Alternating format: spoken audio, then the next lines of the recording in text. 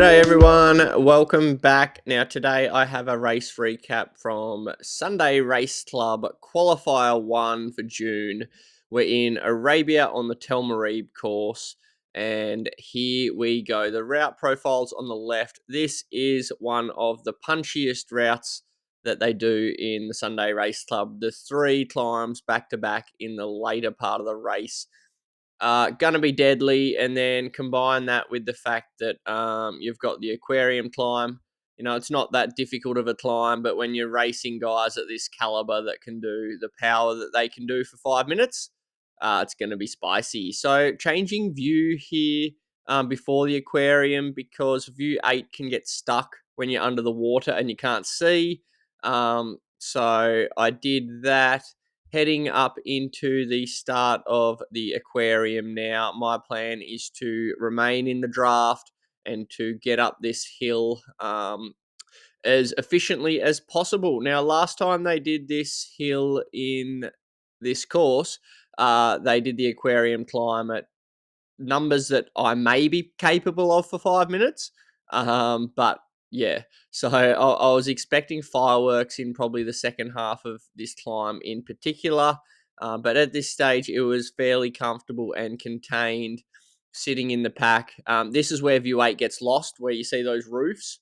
So I changed to view 1. But unfortunately, when I changed back to view 8 later in the race, it was like round the corner, so I couldn't see properly. So I ended up using view 1 for the rest of the race. Just little things, trying to maximize the ability to race well and crafty in a mileage race. So you can see there 1.8 kilometers remaining of the aquarium climb. We're going up at about 3% at the moment, so there's a significant amount of draft. It's hard to really see where I am, but for the most part on Whoosh, if I'm with the main remnants of a pack, that's pretty much where I want to be. I can see a couple of yellow dots flying up into the distance, but yeah, for me in this caliber of field, that's not really for me to worry about at this point.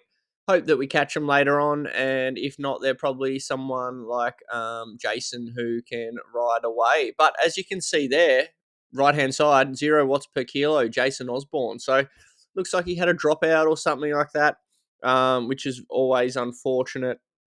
For me lately, I've been in these SRC races like 8th to 12th. So when I saw someone like Jason having a dropout, I was like, okay, that probably increases my chances of being around the top 10 come the finish of the race. We're into the last 500 meters of the aquarium now. This is probably the easiest aquarium climb that I've done in SRC, which is, I'm not complaining knowing what's to come there, but actually get up here really quite comfortably. Because there's money on the line for the fastest time on the climb, a few people are going to kick, no doubt, which makes it difficult over the top. But for the most part, I am feeling good. I'm in control, and we are heading into the descent now. The descent pretty much leads straight into the next KOM, the Liwa Desert Climb. Again, from recent races, I've seen that following the aquarium, they've typically then done another 3 minutes at that same power straight after. But given the aquarium was a little easier, I'm expecting that it could even be harder today. But we'll see. We'll see how we go. Getting the heart rate down, trying to do as few watts as possible, so that I have as much power in the tank as possible to try and get up Liwa with the leaders. And it was about there, I notice, as we head into Liwa, that Saeed Safrazadi was off the back of the pack as well. He's always in the top 5 or 10. So that's 2 of the best guys that probably aren't going to be top 10 today, so my goal now is top 10 for sure. That's around the money of where I've been lately. So heading up Liwa, it's like a double kicker. We've got a little bit further to go before it flattens out for a bit into another final ramp. I'm feeling pretty in control of this one here again today. I can tell that I'm going to get up the first part of the ramp, which is good. And then from there, should be able to get myself up the second one. So I'm feeling really good at this stage. I'm not sure if that means that I'm having a good day or the race just hasn't been as difficult, but I'm not complaining at this point. And I'm getting some good motivation and confidence from that fact. A little bit of a breather along this flat section here, as you can see. That'll allow me to have enough reserve for the kick to the top of the banner. Again, there's a little bit of prize money on offer for the fastest time up here. So expecting someone to kick for the FTS into that last 300 meters. We go. And then there's a long flat section before the triple banger. Now I've avoided this course a bit in the past. Previous dynamics would have had me dropped on Aquarium, and then recently, I just don't think this one suits my power profile that much. Now this got difficult at the 27K mark. You can see there's like little splits. I thought I was feeling good here, so I decide rarely to try and close the gap myself, and I just get in the draft there, but then I lose the draft of these four guys, and I'm working so hard. You can just see how difficult it is when you lose that 6 meters compared to when you're kind of safely in the bunch. So that was a match burnt.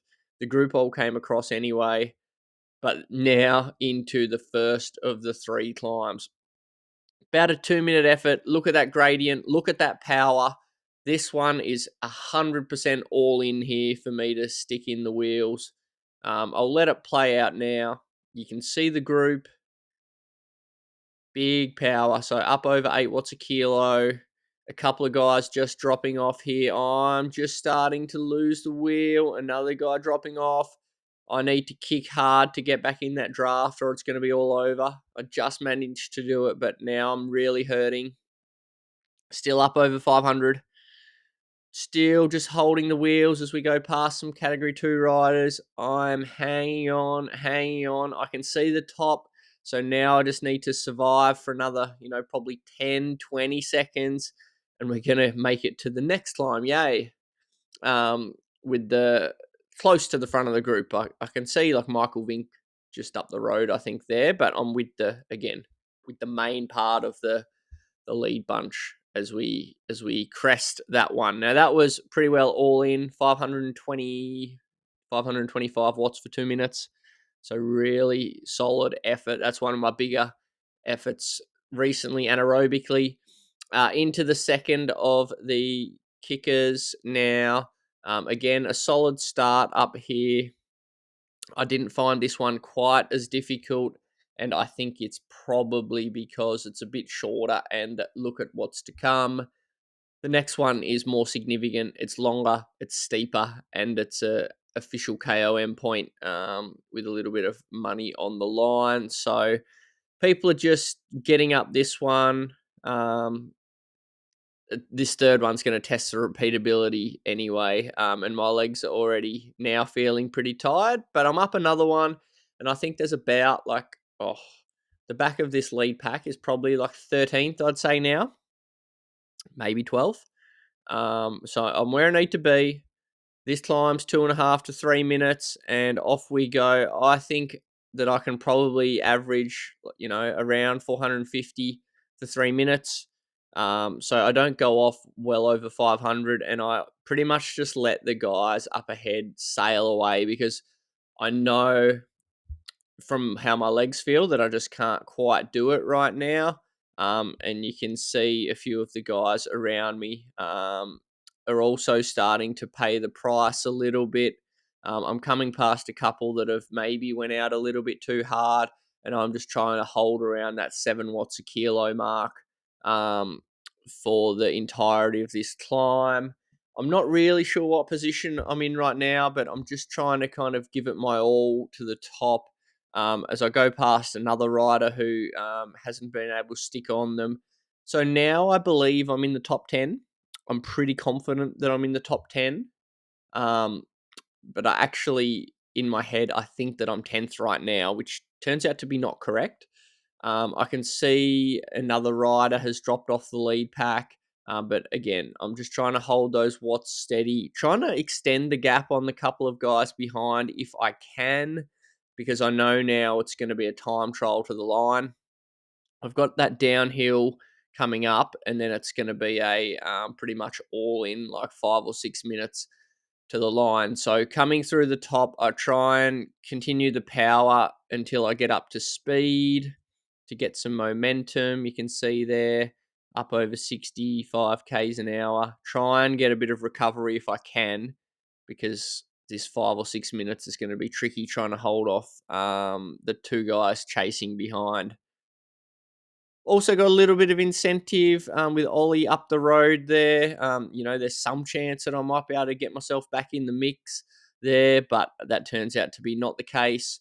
I'm riding steady at high 300s, and it's at this stage that Plantaroo attacks Panizza and manages to drop him, and with a really big effort gets across to me.